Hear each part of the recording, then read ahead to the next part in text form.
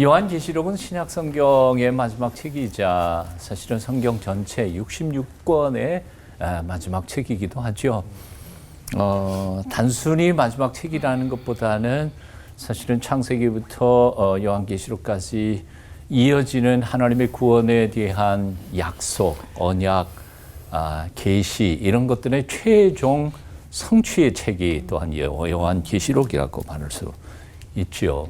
타락하고 버림받은 인생들을 구원하시겠다고 하는 하나님의 구원의 의지가 어디서부터 나타났을까? 사실 우리는 뒤에 신약 성경에는 이렇게 얘기하지만 사실은 창세기 3장 인간이 타락한 순간부터 하나님의 의지는 그렇게 표현되고 있는 것 아닐까 그런 생각을 해봅니다. 분명히 창세기 2장에서 하나님께서는 동산 중앙에 있는 선악과 따먹으면 너희 정령 죽으리라 그렇게 말씀하셨음에도 불구하고 창세기 3장에 들어가면 따먹었는데에도 불구하고 하나님이 그냥 즉각적인 심판을 하시기보다는 심지어는 심판 선언의 선언문 속에다가도 당신이 구원하실 의지를 속에 숨겨서 이렇게 계시하고 있는 것을 발견하면 하나님은 아담과 하와가 타락한 그 순간부터 다시 회복시키실 사랑의 계획을 가지고 계셨던 것이라고 생각이 들죠. 아담과 하와 뱀을 불러다 놓고 심판하시면서 뱀에게 이런 말을 하죠. 내가 너로 여자와 원수가 되게 하고 내 후손도 여자의 후손과 원수가 되게 하리니 여자의 후손은 내 머리를 상하게 할 것이요 너는 그 발꿈치를 상하게 할 것이니라. 창세기 3장 15절에 있는 말씀이죠.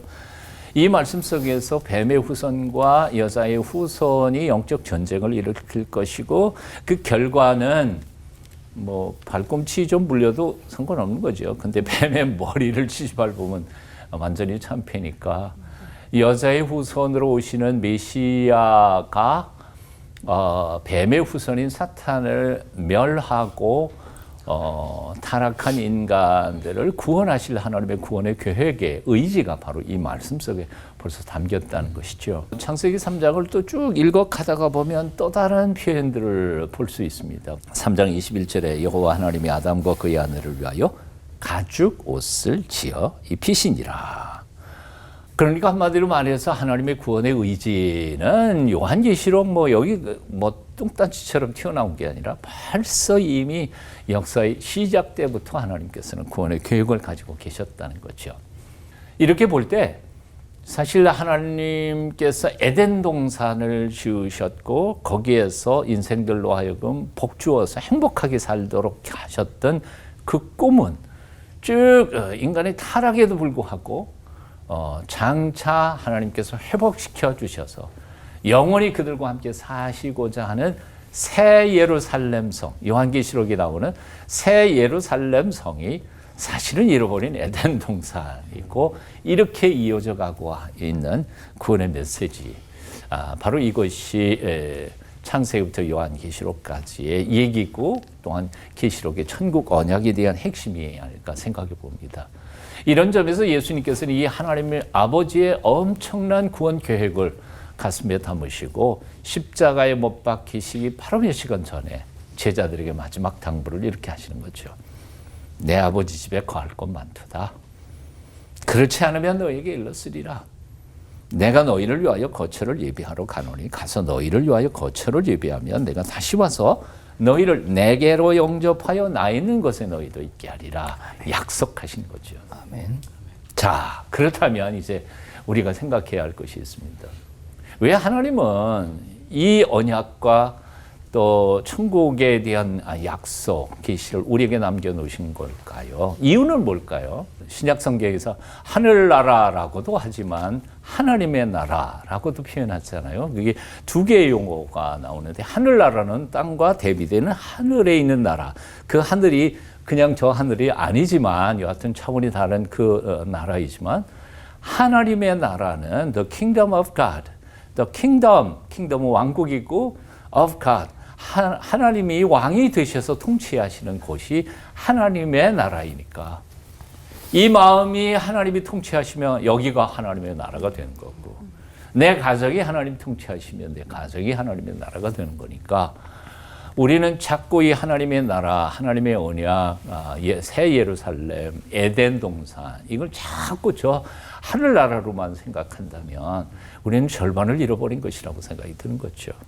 그러니까 최종적으로 나아갈 하나님 나라의 소망을 바라보면서 너무 쉽게 절망하지 말고 당당하고 담대하게 살면서 우리 예수님께서 말씀하셨던 것처럼 아버지의 뜻이 하늘에서 이룬 것처럼 땅에서도 이루어지소서 기도하면서 이 땅을 빛과 소금으로 이 땅을 복되게 만들어갈 사명을 이루면서 살아가라고 하는 소망과 명령의 메시지가 바로 이 언약이 아닐까 그런 생각을 해봅니다.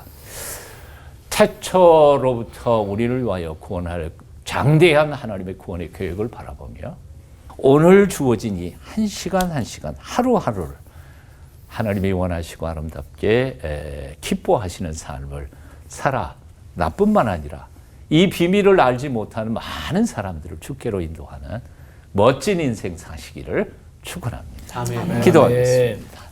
우리 위하여 잃어버린 에덴 천국을 예비하고 기다리시는 주 예수님, 이 땅에 하나님 나라를 이루어내도록 최선을 다하는 세상의 소금, 세상의 빛으로 써 주시옵소서. 예수님의 이름으로 기도합니다. 아멘.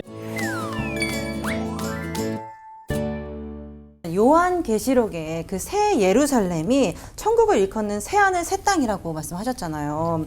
그러면 하나님이 천지를 창조하신 처음 하늘 처음 땅이랑 이 새 하늘 새 땅이랑 어떻게 다른 건지 아주 기본적인 질문부터 저는 참 어렵더라고요. 네. 맞아요. 그리고 다르다면 계시록의 새 하늘 새 땅은 어떤 사람들에게 주어지는지 와 그리고 아무에게나 주어지는 게 아닌지 서정호 목사님께서 좀 알려주시면 감사드리겠습니다. 모르는 것만 질문하세요.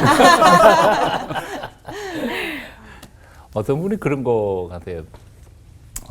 옛 하늘과 옛 땅이 불로 다 태워지고 그리고 새 하늘과 새 땅이 된다는 이제 사도 베드로의 편지를 보면서 그게 도대체 무슨 얘기일까?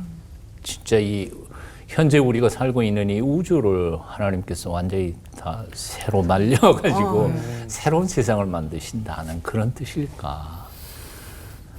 과학을 전공하신 분이 아마 대답해야 될 것 같은데 저는 그렇게 생각하지는 않는 것 같아요. 이것도 아까 두 분이 말씀하셨던 것처럼 영적인 비유 있고 관계적인 표현이지 이것 자체를 그렇게 바꾸실까? 그건 모르겠습니다. 성경에는 힌트도 안 나와 있으니까. 그러니까 새 하늘과 새 땅이 어떤 세상일지는 잘 모르겠지만 그러나 그것은 과학적인 그 천체 물리학적인 어떤 표현이 아니고 영적인 표현이 아닐까 하는 생각을 해보고요. 그 나라에 누가 들어갈까? 저는 이제 쉽고 간단하게 이렇게 표현하고 싶어요. 보통 이제 어느 나라에 들어가면 비자나 아니면 시민권을 가지고 들어가야 되잖아요. 근데 천국은 어떤 비자나 아니면 시민권일까? 뭐 요한복음에 있는 말씀처럼 그분의 아들이 그분의 딸이 아닌 이상 들어갈 수 없는 가정과 같은 장소가 천국이지. 우리는 자꾸 천국 그래서 어떤 나라의 개념을 얘기하고 있지만 하나님이 우리 아버지가 되셔서 그 자녀들이 모이는 가족잔치가 천국이 아닐까 그런 생각을 해봅니다. 그래서 누가 들어가냐? 아들과 딸이 들어가는 거죠. 그러면 아무나 들어가냐? 아니, 아무나 들어갈 수는 있어요. 그렇지만 아들과 딸이 돼야지. 돼야 들어가지 않겠다. 쉽게.